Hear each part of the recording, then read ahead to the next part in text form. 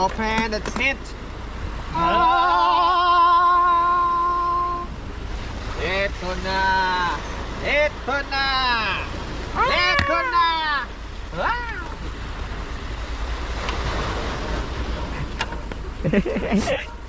Daming laman. Tingnan nyo.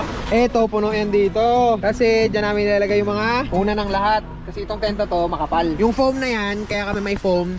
Just in case na yung area namin is sobrang alanganin talaga, pwede sila matulog dito. Makakatakbo tong raptor nang walang hagdan na nakalabas sa paligid. So just in case emergency, mapapaandar yung raptor. Doon kami matutulog sa loob ng tera. Tusok natin dito. Usually mga ganitong bakal, kahit mabaloktot mo, di nagme-maintain yung ano niya. Ito, nagme-maintain eh. Hindi na bumabalik. Yan. Ito. Dito to. One hand, baby. Alright. Ito naman yung isa nating tent. Dito kami natutulog. Sa mga hindi lang nakakaalam ha, pero sa mga nanonood na talaga sa amin, alam na nila yan.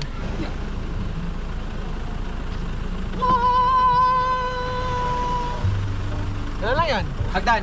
Kamangs.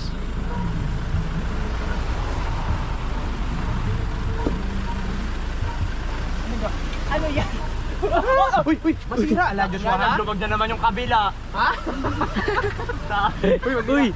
Ayaw ko na sa buhay ko. Ay!